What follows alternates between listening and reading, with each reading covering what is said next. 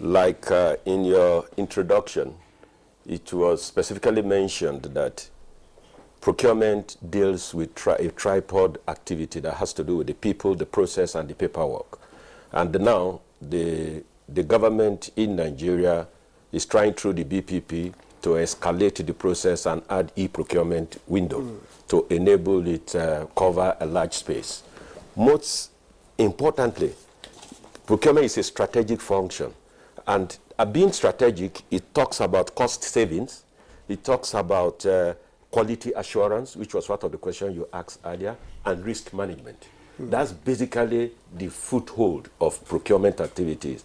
And once it is done, for you to be sure of engaging the right people to get it done, you need the professionals.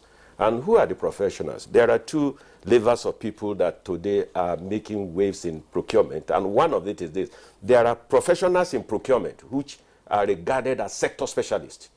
An engineer, a quantity surveyor, an ICT expert, an oil and gas expert. They are professionals in their own right, but they have a role to play in procurement. So they are professionals in procurement. Then there are procurement professionals. These are people who are trained to understand the intricacies, the technicalities of procurement, that adhere strictly to ensure that the word procurement is a borrowed word. It's a military word that is strategically utilized to denote timely activities of acquisition.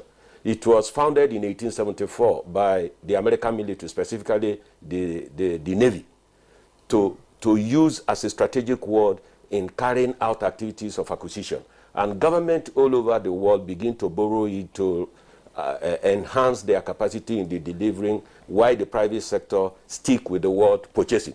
So as a result of that, when you want a substance to be the outcome of what you are doing, the activities you are doing, you require a strategic platform that will also enable you, based on the question you asked, it has an economic impact. The economic impact, one of such is that there must be an economic growth from the economic development you have laid the foundation upon. And definitely you must engage what is called the supply chain management. That supply chain management distill and enable procurement activities to get to the nooks and crannies and people get involved. And it also has environmental impact. That environmental impact is to ensure that every activity of procurement you are carrying out has eco-compliance, and giving it a much more and a wider spectrum within the activities of procurement to penetrate the activities and make life easier.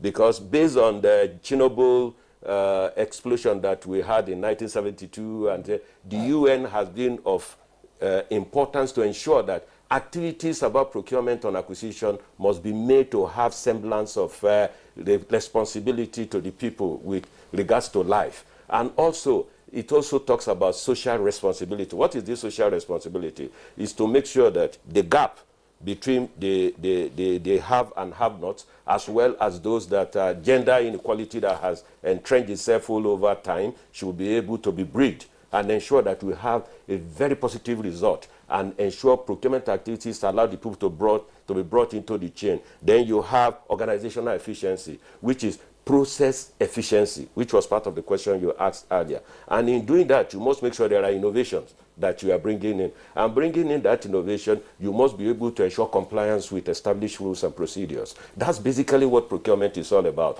But in Nigeria, for us, engaging, like the DG had explained, on infrastructural activities, there are thematic areas of concern where you require the service of professionals who are professionals in procurement. They only come to play their role when they are required. But the umbrella activity is the procurement activity. Once you identify the building blocks, which are professionals that are enhanced, having the capacity to look it through, automatically you get the result you desire. And you also have an imprint in an area, whereas at the end of the day, you'll be able to monitor and evaluate what had happened. And in doing this, that's where we talk about contract management and contract administration. And once the BPP awards contract, what is their responsibility toward contract management and contract administration? Issues that has to do with ensuring that the people who are carrying out this procurement are professionals. Going to the Public Procurement Act, there is no mention of procurement officers, rather procurement professionals. There was a reason for that, because the crafters of the law understand who and who are required to carry out this. They will be held responsible for their actions and inactions. That's basically why the law is made like that. It is not just for the fun of it. But today, everyone is interested, or people are carrying out procurement without understanding the fundamentals. It's part of the problem we are facing in the country. Allow people who genuinely, because it's not good. The recruitment process is like you ask an accounting officer of a ministry to nominate people for you to train.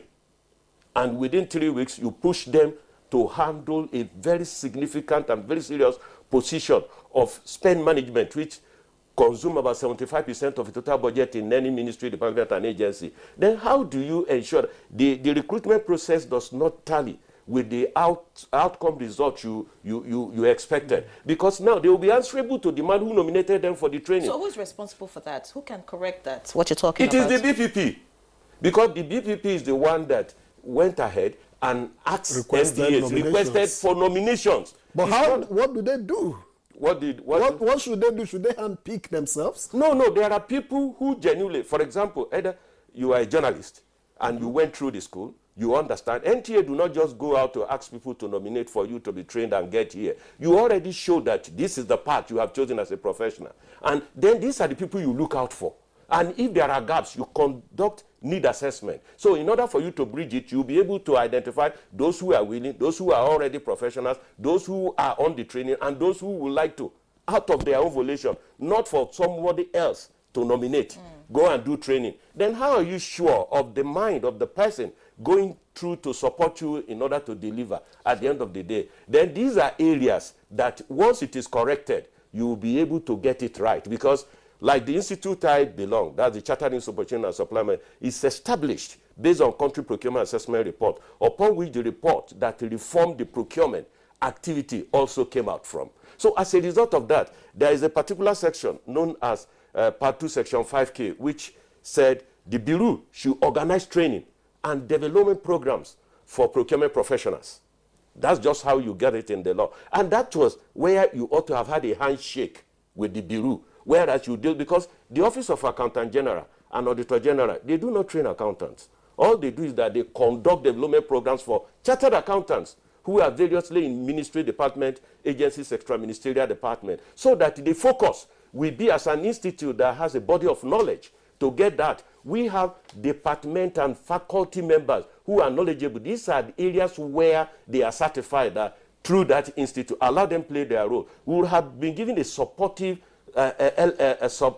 supportive elements to the Bureau in order for it to succeed. But let's have a clear-cut definition of the mandate and responsibility as straightened in the law. So it is when you decide to bring in some person, whatever laudable initiative, like the DG had mentioned, you will not get it right. Because there are people who from the beginning has chosen a career. And that career, the moment you assist them, they will go further to enhance their capacity in delivery, and you'll be happy you did. Many thanks, Dr. Mamman. Thank many you. thanks. We'll get